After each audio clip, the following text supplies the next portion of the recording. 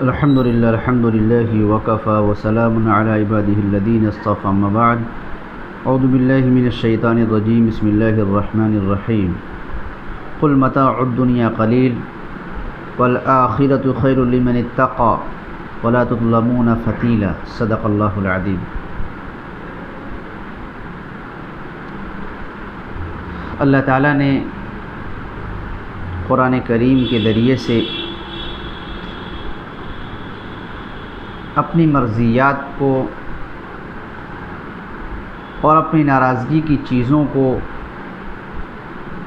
اور کامیابی اور ناکامی کے طریقوں کو واضح فرما دیا ہے،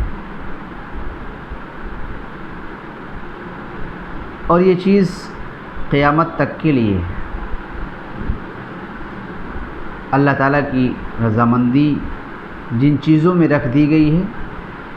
قیامت تک انہی میں رہے گی، خواہ حالات ماحول کیسے ہی تبدیل کیوں نہ ہو جائے۔ اسی طریقے سے جن چیزوں کو اللہ تعالیٰ نے اپنی ناراضگی کا ذریعہ یا علامت بتلا دیا ہے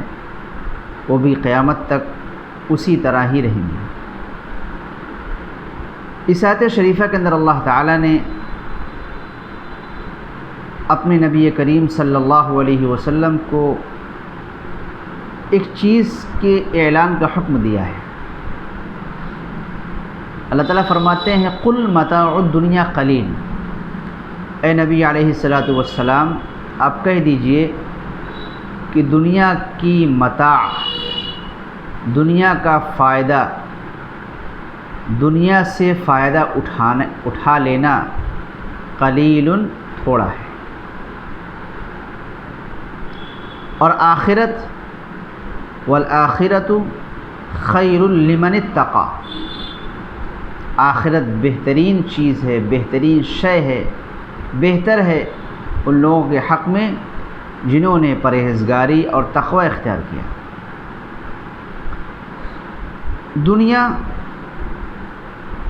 اور آخرت دو عالم ہیں۔ آخرت کی تیاری، آخرت کے اندر اپنے آپ کو کامیاب کرنے کے لیے اللہ رب العزت نے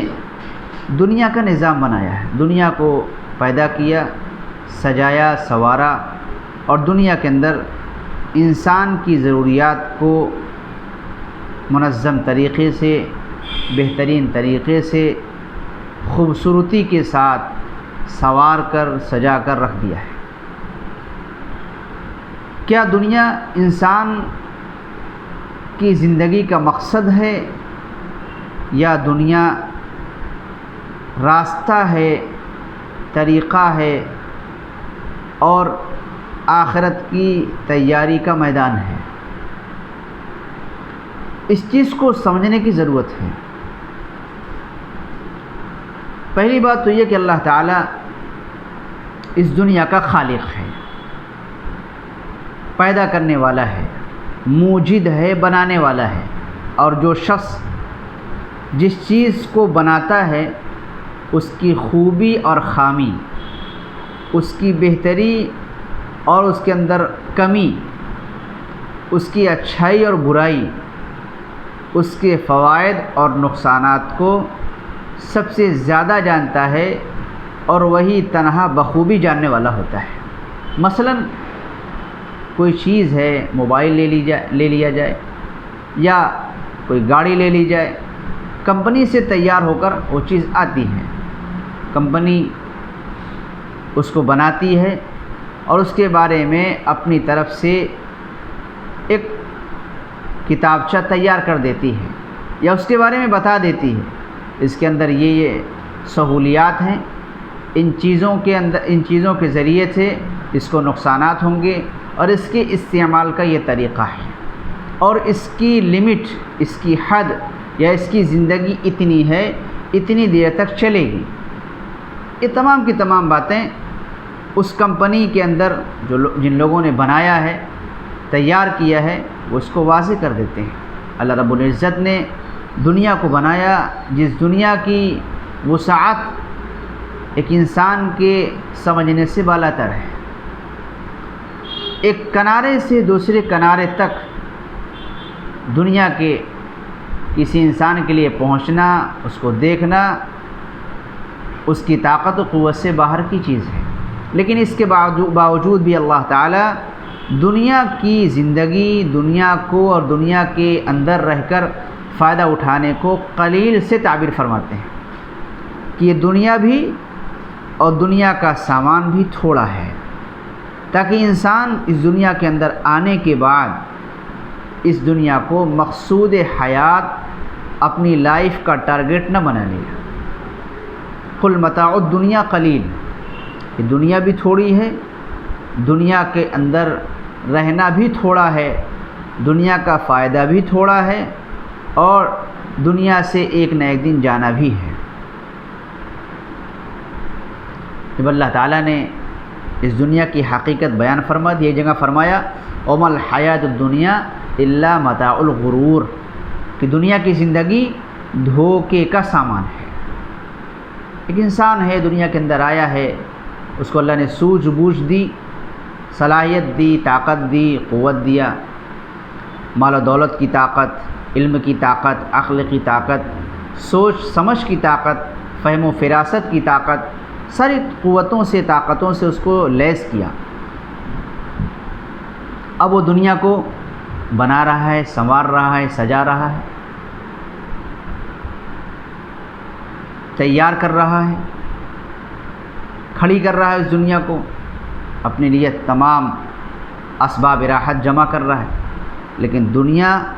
کے اندر کتنے دن وہ رہے گا اسے خود ہی پتہ نہیں،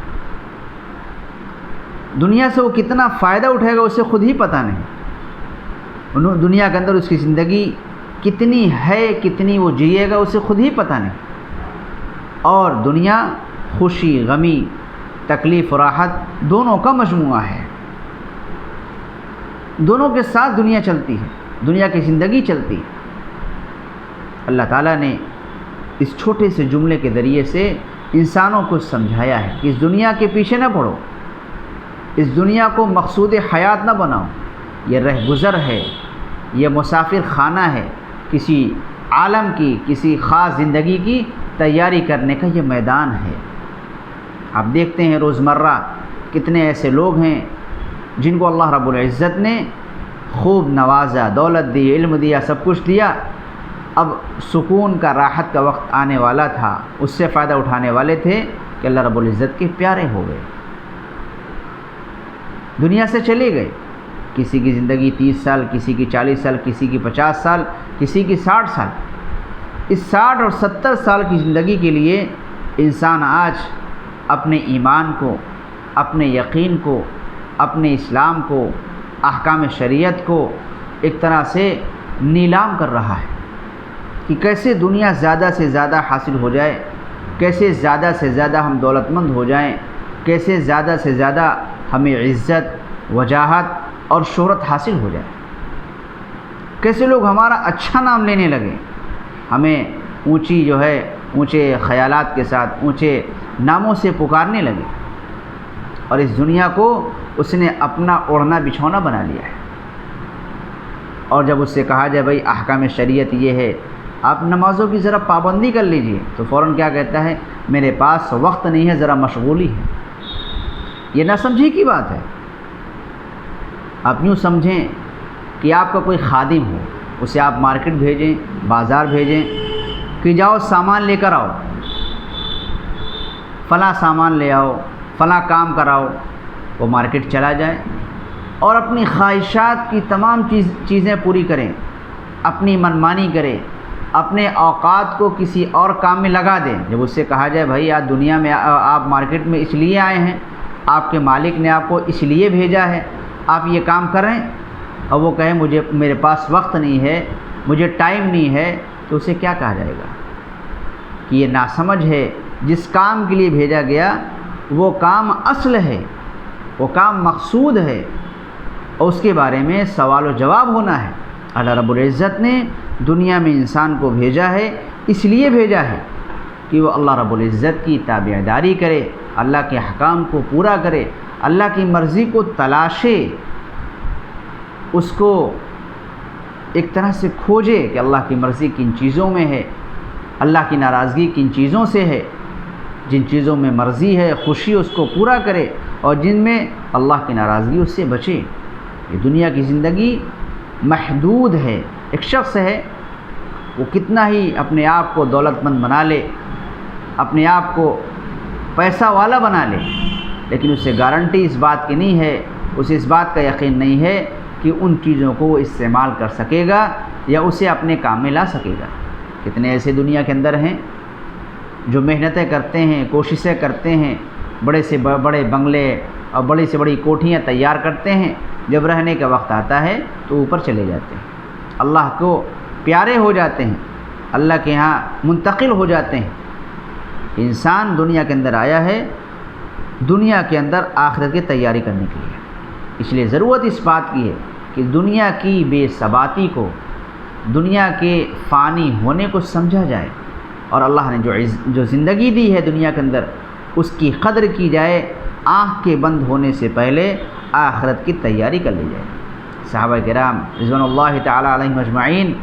دنیا کی بے ثباتی کو، دنیا کی زندگی کے فنا ہونے کو بہت زیادہ اپنی نگاہوں کے سامنے رکھتے تھے، اس لیے وہ لایعنی امور سے، غیر ضروری چیزوں سے اپنے اوقات کو بچاتے تھے، اور زیادہ سے زیادہ اللہ کی مرضیات کو تلاش کر کے اس پر چلنے کی اور اللہ تعالیٰ کی ناراضگی کے امور کو جان کر اس سے بچنے کی پوری کوشش کرتے تھے۔ یہی وجہ ہے کہ صحابہ کرام ہر میدان میں کامیاب ہو گئے۔ وہ دو چیز دیکھتے تھے کہ جس کام کو ہم کر رہے ہیں وہ اللہ کا حکم، نبی کا طریقہ ہے یا نہیں۔ آج ایسا معلوم ہوتا ہے کہ انسان کا سب کچھ، اس کی زندگی کا مقصد دنیا بن چکا ہے، مقصد ہے تعلیم، اس لیے کہ زیادہ سے زیادہ پیسے آ جائیں، چاہے وہ دینی تعلیم ہو چاہے وہ دنیاوی تعلیم ہو۔ محنت اس لیے صبح و شام کر رہا ہے کہ زیادہ سے زیادہ پیسے آ جائیں، زیادہ سے زیادہ دولت آ جائے۔ جہاں 12 گھنٹے ڈیوٹی کرتا ہے اس کی جگہ وہ 18 گھنٹے ڈیوٹی کرتا ہے۔ کیوں؟ زیادہ سے زیادہ دولت آ جائے، زیادہ سے زیادہ پیسہ اکٹھا ہو جائے۔ وہ یہ سمجھتا ہے کہ ان پیسوں کے، پیسوں کے ٹھیکروں سے، ان جو کاغذ کی نوٹوں سے سکون وابستہ ہے۔ بالکل نہیں، یہ کاغذ کے نوٹ اور یہ لوہے اور پیتل اور تانبے کے سکے کسی کا پیٹ نہیں بھرتے، یہ تو ذریعہ ہیں پیٹ بھرنے کا، اور وہ چیزیں جو پیٹ بھرتی ہیں وہ بھی ذریعہ ہیں، اللہ کے حکم کے ذریعے وہ چیزیں کسی کا پیٹ بھرتی ہیں، کسی کی پیاس کو بجھاتی ہیں۔ اس حقیقت کو سمجھا جائے کہ دنیا کی زندگی ایک مسلمان کی زندگی کا مقصد نہیں ہے، دنیا مقصد نہیں ہے، دنیا ضرورت کی چیز ہے۔ اللہ نے فرمایا هو الذی خلق لکم ما فی الارض جمیعا، اللہ کی ذات وہ ذات ہے جس نے تمہارے لیے زمین و آسمان میں جو کچھ بھی ہے سب کو پیدا فرمایا ہے، یہ انسان کی خدمت کے لیے۔ جیسے ایک شخص ہے اپنے بچے کو کہیں سفر پر بھیج دے کسی ٹارگٹ کے لیے، یا مثلا پڑھائی کرنے کے لیے فارن کنٹری بھیج دیا، اب وہاں بچہ جائے،